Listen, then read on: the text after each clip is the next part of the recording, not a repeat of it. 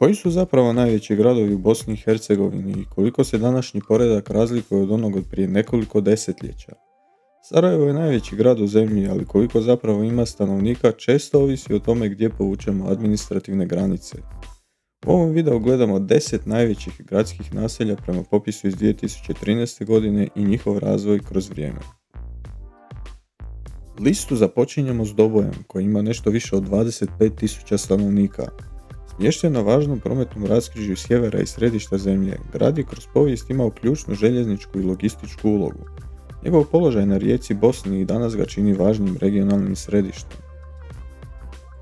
Na 9. mjestu se nalazi Prijedor s gotovo 30.000 stanovnika. Grad je smješten u sjeverozapadnom dijelu zemlje, leži na rijeci Sani i tradicionalno je povezan s industrijom, rudarstvom i poljoprivredom. Prijedor ima snažnu industrijsku tradiciju povezanu s okolnim rudnicima željeza.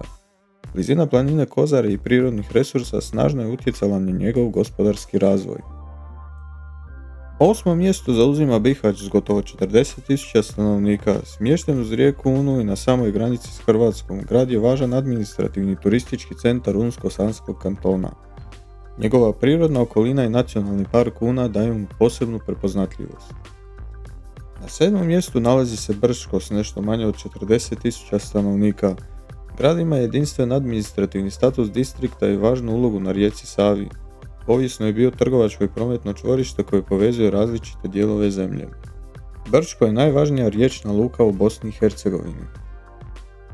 Idemo u susjedstvo. 6. mjesto pripada Bijeljini s više od 42.000 stanovnika. Smještena u plodnoj Semberiji, Bijeljina je jedna od najvažnijih poljoprivrednih i gospodarskih središta sjeveroistočne Bosne. Grad bilježi stalan urbani razvoj i ima sve važniju regionalnu ulogu. Prelazimo na najvećih 5 gradova. Na polovici liste nalazi se Mostar s više od 60.000 stanovnika. Najveći grad Hercegovine poznat je po starom mostu koji je pod zaštitom UNESCO-a i jedinstvenoj urbanoj povijesti. Smješten uz rijeku Neretvu, Mostar je najvažniji kulturni i turistički centar juga zemlje. 4. mjesto zauzima Zenica s više od 70.000 stanovnika. Grad je desetljećima bio simbol industrijalizacije Bosne i Hercegovine, posebno u području metalurgije. Zenička željezara bila je najveća u bivšoj Jugoslaviji, a grad je bio jedan od najznačajnijih centara crne metalurgije u čitavoj državi. Danas ostaje važno gospodarsko i prometno središte Bosne i Hercegovine. 3. najveći grad je Tuzla sa 74.000 stanovnika. Grad je poznat po rudarskoj i industrijskoj tradiciji te jedinstvenim slanim jezerima u samom urbanom središtu. Tuzla je danas snažan obrazovni i administrativni centar sjeveroistočne Bosne. Na 2. mjestu nalazi se Banja Luka sa 139.000 stanovnika. Najveći grad sjeverozapadne Bosne i Hercegovine poznat je po širokim avenijama, parkovima i snažnoj administrativnoj ulozi. Grad se razvio uz rijeku Vrbas i danas predstavlja jedno od ključnih urbanih središta zemlje. Na samom vrhu liste nalazi se očekivano Sarajevo s gotovo 350.000 stanovnika u jedinstvenom urbanom području. Zbog složene administrativne podjele između više općine i entiteta, broj stanovnika često varira ovisno o metodologiji. U ovom videu Sarajevo promatramo kao jedinstveno urbano naselje kako bi usporedba s drugim gradovima bila dosljedna. Grad je političko, kulturno i povijesno središte zemlje, smješten u dolini Miljacke i okružen planinama koje su snažno oblikovale njegov razvoj. Sarajevo se ponosi grandioznom arhitekturom iz doba Austro-Ugarske kao i velikim brojem sakralnih objekata. Na ovoj listi su se našla najveća gradska naselja prema zadnjem popisu stanovništva iz 2013. godine. No je li poredak gradova uvijek bio ovakav?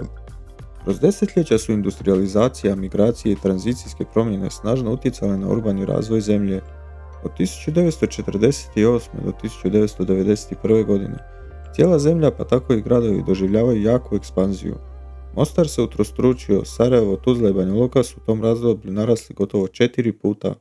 Apsolutni rekorder od velike petorke je Zenica koja je narasla čak 6 puta u ta 4 desetljeća. Ako pogledamo kako su se najveći gradovi promijenili od početka 90-ih, vidimo koliko su rat, migracije i privredne promjene utjecale na urbanu sliku zemlje. Većina velikih naselja danas ima manje stanovnika nego 1991. godine, dok je samo jedan grad blago porastao zahvaljujući novim migracijama. Možete li pogoditi koji je to grad? Taj grad je Bijeljina koja je od 1991. do 2013. godine narasla za gotovo 6000 stanovnika ili 16%. Najviše stanovnika u relativnom smislu je izgubila Zenica, više od četvrtine, i Mostar koji je manji za petinu stanovnika u odnosu na 1991. godinu. Ove brojke ne govore samo o veličini gradova, nego i o dubokim promjenama kroz koje je prošlo cijelo društvo. Administrativne granice u Bosni i Hercegovini često ne prate stvarni urbani prostor, pa razlike između službenih gradova i stvarnih urbanih zona mogu biti velike. Slika se mijenja kada gradove promatramo zajedno s njihovom okolicom. Prvi primjer je Tuzla koja s okolicom ima najviše stanovnika nakon Sarajeva, ili Bijeljina koja s okolicom ima više stanovnika od Mostara. U ovom poretku Bihać pada na 10. mjesto na listi kao grad koji ima najmanje stanovnika. Pišite u komentarima što mislite koliko stanovnika ovi gradovi imaju danas. Je li Bijeljina nastavila rast? Postoji li grad koji danas ima više stanovnika nego 2013. godine? Hvala na gledanju i čujemo se s nekim novim videom.